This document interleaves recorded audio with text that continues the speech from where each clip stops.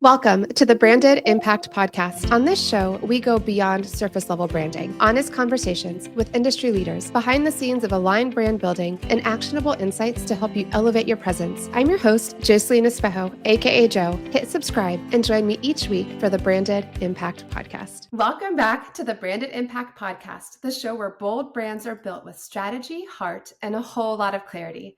Today's guest is someone who knows exactly how to help women step into their power. Emily Lampkin, founder of the Women Leaders Series and trusted advisor to powerhouse women across corporate, nonprofit, education, and political spaces. With over 25 years of experience and a no-fluff approach, Emily shares what it really takes to build a reputation that opens doors and how to turn setbacks into your strongest assets. If you've ever hesitated to speak up, ask for more, or claim your space, this episode is your sign to stop playing small. Let's dive in. Emily, I am so glad you're here. To kick us off, can you share a bit about your journey and what led you to create the Women Leaders Series? Sure. Well, I was going about working and taking care of my family like everybody else is doing. I was taking notes and studying what was making women successful. And not only successful in terms of, they had a big fancy title, but who were the women who were getting out of the bed every morning and thriving, doing something that they loved. Now, of course, that's not all day, every day. None of us have that luxury, but they were making steps toward what they wanted in life. And I realized there were three fundamentals that were getting them there. Number one, selling you. Number two, widening the circle. And number three, going now. The translation is they knew how to sell themselves and ask and get what they wanted. They were building a dynamic network that they could utilize both in person and on social media. And number three, they weren't waiting for things to happen. They were making things happen for themselves. That's amazing. I love that. I love how your work is all about helping women use the tools that they already have. So many of us are constantly looking for the next answer. Somebody has, like you said, waiting for something. That leads perfectly into the next thing that I wanted to ask. You've advised powerhouse women across corporate, nonprofit, and political spaces. So what's the one mindset shift that you've seen that's made the biggest difference in how they show up and lead? Good question. And I want to make it clear, those women are no different than women all across the country who are a Walmart greeter, who are saving the sea turtles, who are running the shift as a nurse in the emergency room in a hospital. We all have so much in common. So there is not a differentiator there, except for maybe what's your work environment or where in your community you're making an impact. The biggest shift is growth of confidence. And I can sum it up this way. We all have that voice in our head. You don't have to listen to it. It never goes away. But if you don't allow that voice in your head to control what you're going to do and the risks you're going to take, you will realize really quickly how much you're thriving in life and how much you're enjoying it. That's amazing. Someone explained it to me sometimes as that voice in our head is that version that's trying to keep us safe. And I found that if I just acknowledge it, thank you, but I'm a big girl. I can make good decisions. Like, we'll be okay. And then jumping into that next piece.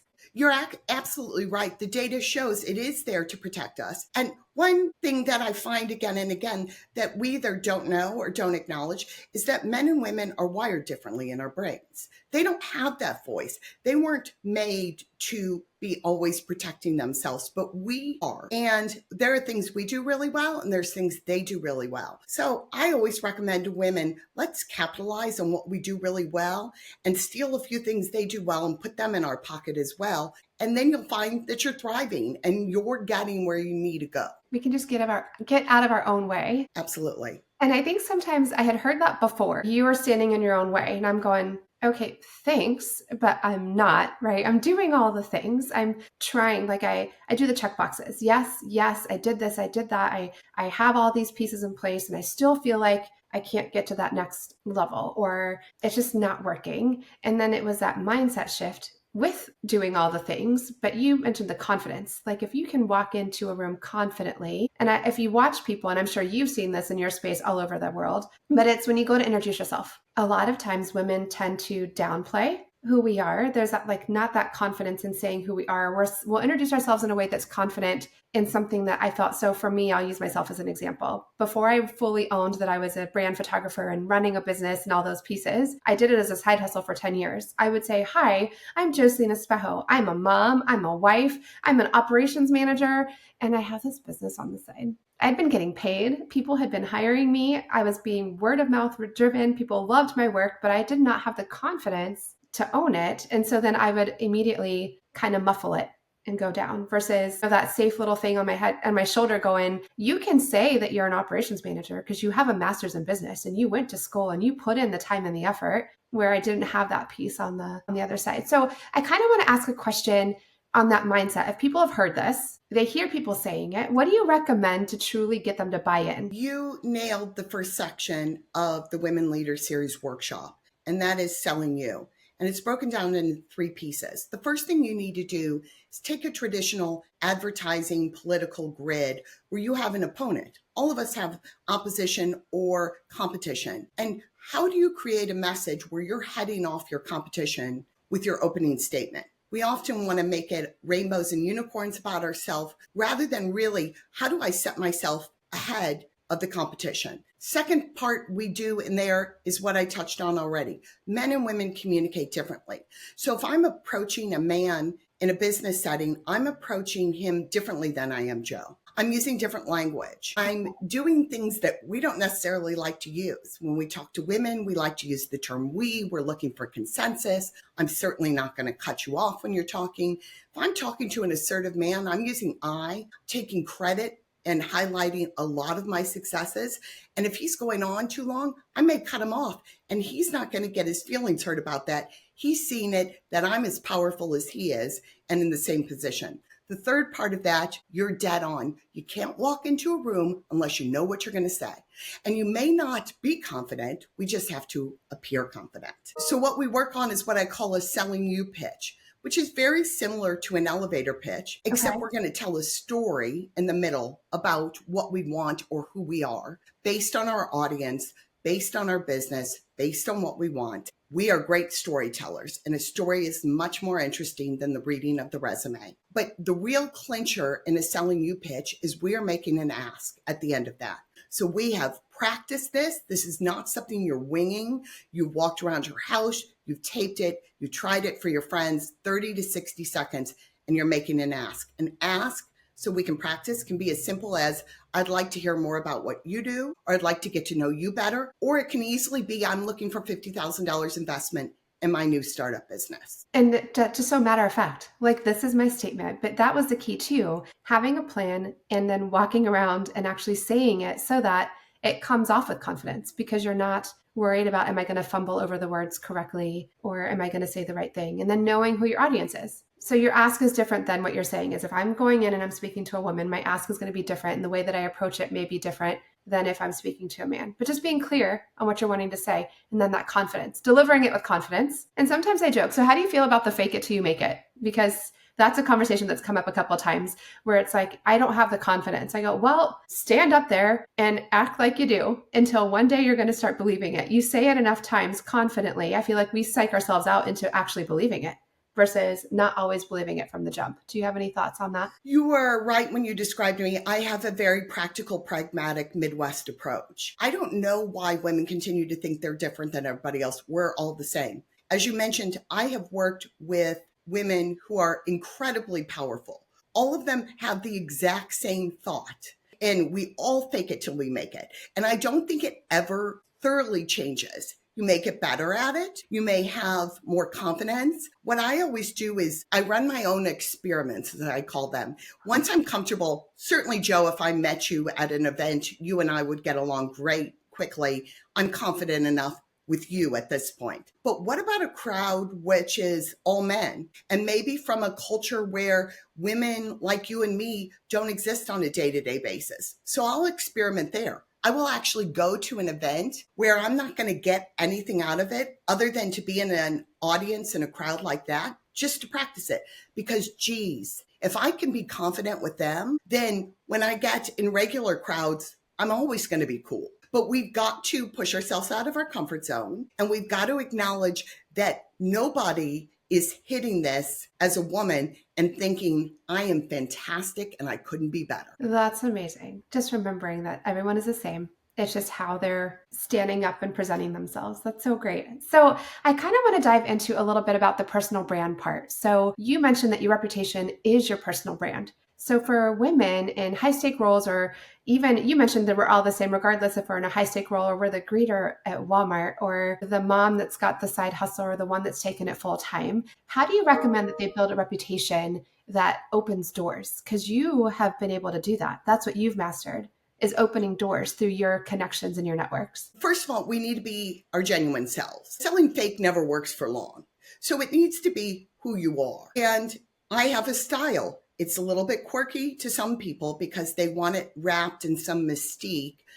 But I don't talk like I'm on Downton Abbey. I talk like a girl from St. Louis. So I'm always going to talk like a girl from St. Louis. And I've realized too, it provides a level of comfort. Oftentimes, even fancy people are uncomfortable with fancy. But if you're approachable and use regular language and have a regular approach, it adds to the comfort level. I have prided myself on working harder than everybody else. Never going to be the smartest, never going to be the most best educated person in the room, but I am going to out hustle everybody and I'm going to know my stuff. One way I often suggest to women who are new, so they're new in the workforce or new in a new line of business, is you want to create a consistent branding product of yourself, meaning pick 2 or 3 of your highest talents and really consistently highlight those, making sure we're consistent in our message, that I'm always talking about my experience, if that's your great standout skill, or your unique background standout skill.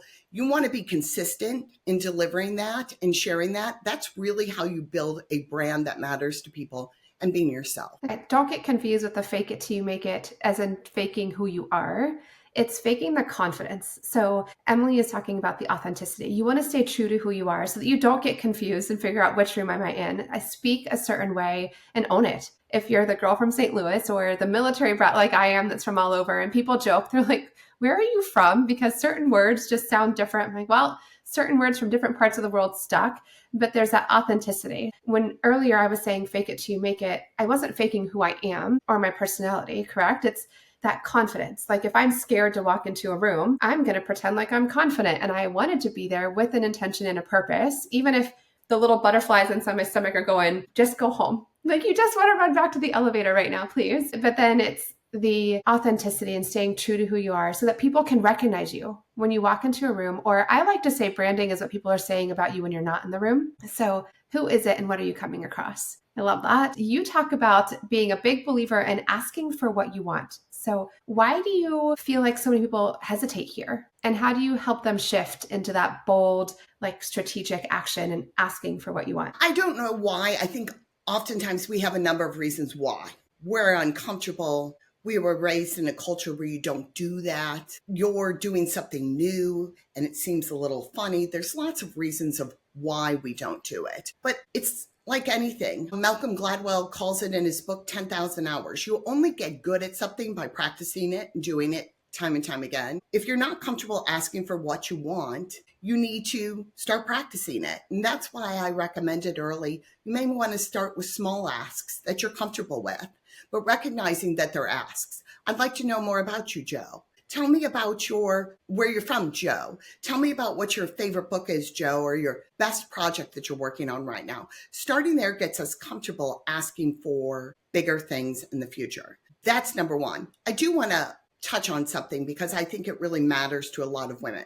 Many women are introverts. Some suffer from social anxiety. What I will tell you is there's ways to go about doing this that make you a standout as well. And I recognize it's oftentimes a bigger hill to climb. But what I don't want to do is talk about the Women Leaders series and think that all women don't belong in this and all of us can't have this. My recommendation, for example, is rather than going to a networking event from 6 to 8 p.m. the entire time, put a plan of action together. And it may be, I'm going to go for 20 minutes and I'm going to introduce myself to 2 people, get their business cards, practice my selling you pitch, and say thank you to the host and leave. That, my friend, is a successful networking event. Even if it's a book club or a bat mitzvah, I went and did it. And you will walk out of there high-fiving yourself. And darn right you should. This does not have to be complicated, and you don't have to take on the whole world every single time. That's so powerful. We tend to overcomplicate everything. And then for those that are introverted, I joke and say I'm an extroverted introvert because I can put it on and I love to talk to people. But if it's a really big event or it's a lot, I get home and I'm like, man, I just want to sit back and relax. I try to be intentional about not stacking too many in a week or knowing if it's going to be comfort zone, great. But then I realize now there's been things that used to be uncomfortable that now I walk in, I'm like, this isn't uncomfortable anymore. The first few times I did it. So I liked that example that you gave too about putting yourself in uber uncomfortable situations, because then if you can introduce yourself and work in that room, then when you walk into the ones that are a little bit more your cup of tea or something, it changes the game. That's so interesting. And that I used to think too with the networking, I would have to make sure to take time to go for the whole event. And that seemed overwhelming. It's also not always practical in our lives. There are women who need to go check on their mom that night or need to bathe and put kids to bed. And so we sometimes convince ourselves, I can't go to that because I need to be home by 6:15. How about if the event starts at 5, you're there at 5:05 and you're out of there by 5:25 or 5:30, and you were able to do all of those things that are important to us as women and do a little for ourselves as well. That is something that I do on a regular basis. I say no to things that are in the evening because I'm like, I've got to take my kids to soccer, or I've got to take them to football, or I've got dinner or plans. I honestly never thought about just going for a small window of time, making an appearance, talking to 2 people, being able to say yes, but with boundaries, and then still being able to go back and do what I wanted to do. That's amazing. Can I mention another one on this? Yes, please. We tend to be what I call oversharers. So we're at an event and we're telling everybody we've got to leave in a few minutes because we've got to pick up soccer practice and it's in this place and it's 35 minutes away and et cetera, and still have to run to the store and pick up dinner. We take our own power away every time we overshare. Here's the answer. Would love to stay longer. Fortunately, I have a hard stop at 5:30 because I have another obligation. Done. So simple. And like you said, powerful. You're not excusing and then that's leaving zero room for the other person to look at you and be like, really? You could have whatever their own interpersonal Absolutely pieces. Wow, I love that. So you can totally choose to go for a couple things. And then I've got a prior obligation, have a hard stop, got to run. That's so great. And you're right. Wish I could stay. That's awesome. I love it. Okay. So I think I want to talk about a little bit about how you reframe mistakes, because that's something that I think a lot of us internalize and we think it was a mistake or a failure. So can you tell me how you reframe mistakes and now like I knows, and share a time where now I know changed the trajectory of your leadership and your brand? And I'm going to use a quirky example. Let everybody know I have made a gazillion mistakes. A gazillion. And they fazed me. At times they would keep me up at night. I wouldn't fall asleep until 3:30 or 4 o'clock in the morning, knowing I had to be up at 5:30 or 6, and realized this was nuts and really not useful. And when you talk about changing your mindset or how you're framing things, I adjusted mistakes to now I know. I look at every single one. Now I know that didn't work. That wasn't the right approach to take with someone. That's not the right selling you pitch for my new business. As I said, I'm going to use an example that's a little bit different. I was inviting candidates who were running for office in my area into my living room and inviting women in my area. I wanted them to know if we're electing officials, darn right, they need to represent you and you have a right to ask them questions and kick the tires. So I was inviting them in, and I invited a candidate that in hindsight, I knew better. I knew he didn't deserve to be in a room full of these women. I don't think in hindsight he has enough respect for women, nor understood, and that this was something I was choosing to do. And so I don't have to do this for anybody. I can say no to anybody. So I invited him in. Disaster. He was not a good guy. And he's in front of these women who I invited based on my reputation, and they expect something from me, and they should, and they expect better from me. I could kick myself or beat myself up, or what some of us would do, decide I'm never doing that again. Never doing it again because it went terribly wrong. You know what I decided? I'm telling people no. I'm going to kick the tires ahead of time. And if you don't meet my threshold, you're not coming in. That is a now I know. Now I know. And giving yourself the permission to just say no. No. And that comes into play in so many aspects of our lives, whether it be working with a client. And I think that's something that I tie in and I say, guys, every yes is either eliminating the opportunity for the right yes, or you're saying no, yes to the wrong person. And then it's creating all this extra work. So giving ourselves the grace to say, there's a reason that we're wanting to say yes, and there's a reason we're wanting to say no. And you mentioned you already knew he wasn't the right fit. There was something, right? You had that intuition, but you said yes anyway. Now I know. I think that's a new one. Now I've got 2 takeaways so far, Emily, that I'm already implementing into my life right away. Success. It's a success, 100%. Mindset shift. Your mistakes are not mistakes. They are now you knows. And now you can shift how you approach the next one and learn from it. Okay, so I have another one that I would like to tackle with you. For women who have success but feel stuck, women that I'm speaking to that feel like they've been doing all the things. They've been in the market, they've been with their logos, their branding is in place, they're doing all that stuff. They feel stuck and they're not able to feel like they're really getting known. So what is something that you would recommend as far as I'm establishing my personal brand? I feel like I've been doing all the things, the branding, as far as a lot of people say, like the colors, the website, the marketing. I've got a business name. I am going to networking events, but I'm stuck. I'm not getting any traction. What's something that you would recommend? Oh, I think this could be a number of things, and it could be all of them, or maybe just one. First is sometimes we have jobs because we need to have a job so we can go do the thing we really want to do. I often describe this as when I get in these data-driven conversations with people about the pay disparity between men and women, and the analysts will generally say there's about 20 cents that's still unexplained.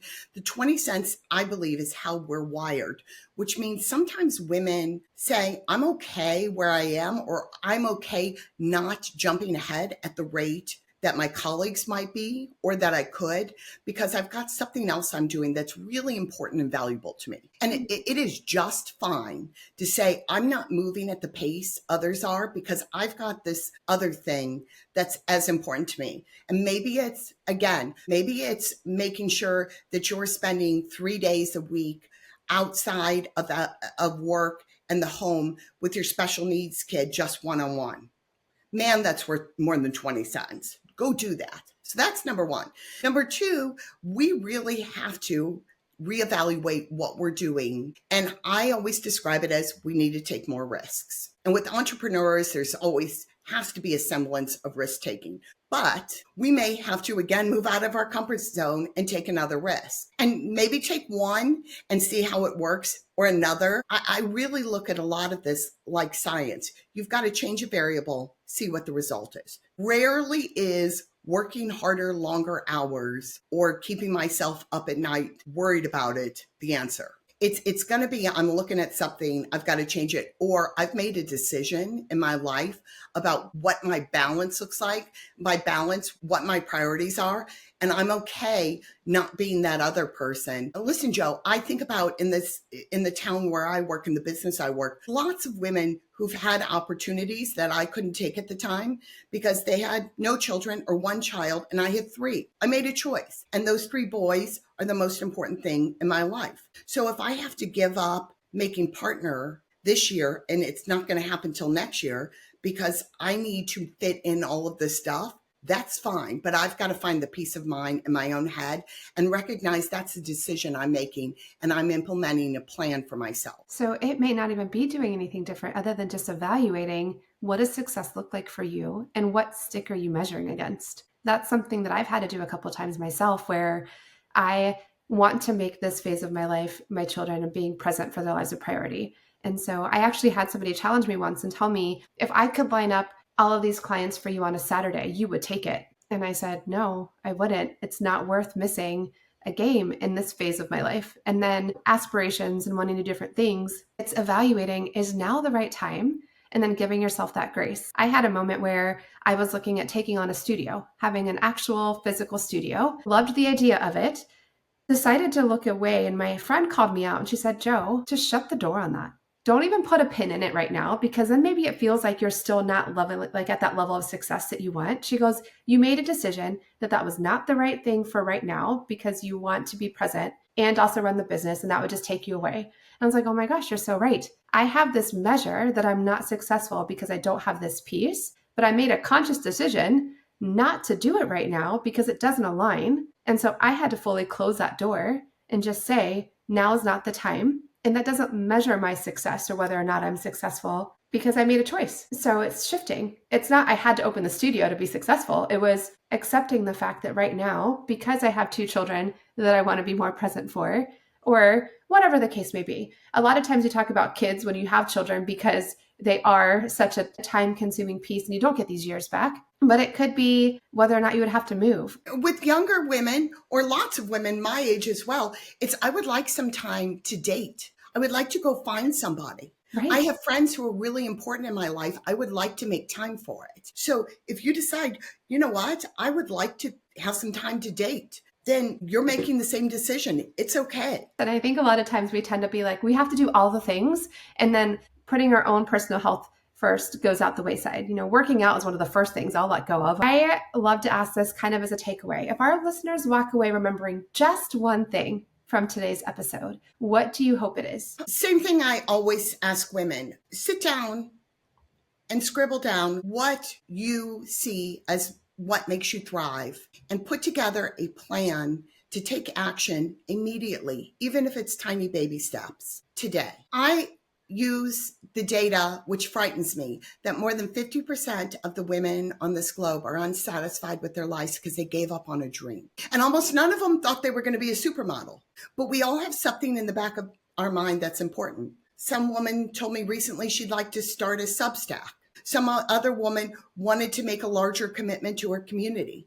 Another said, I've really got to focus in on making partner or upping my investment stake in my investment group. You got to put a plan together for yourself, and you got to stop waiting to implement it. It needs to start being implemented today. Okay, you have to expand on that just a little bit more for me, because Sure. This is something that's a hot button, and I think a lot of us do it. We want to wait for something before we take a step. So what you're saying is stop waiting. I made up this term. I call them the dream slashers. Dream slash. And we're experts at this. This is something we are experts at. And it is, I am going to do X once I fill in the blank. It's like Mad Libs, fill in the blank. I lose 20 pounds. My kids are older. My mom's not sick.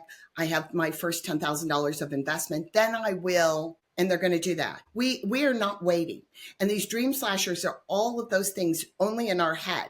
And our biggest competition toward our success is us and dream slashers. Get them out of the way. Keep going. I love that. Oh my goodness. Thank you so much for your time today, Emily. I really appreciate it. That's a wrap. Thanks so much for tuning in to the Branded Impact Podcast. If today's episode sparked something in you, please take a second to subscribe, leave a review, or share it with a friend who's ready to unlock their rebrand era. And if you're ready for a brand that's rooted in authenticity and built for impact, one that truly reflects your story, your energy, and your evolution, let's connect. Head to brandingbyjoe.com or DM me on Instagram at brandingbyjoe. Thanks for hanging out. Now get out there, show up with purpose, and make your branded impact. I'll see you next week.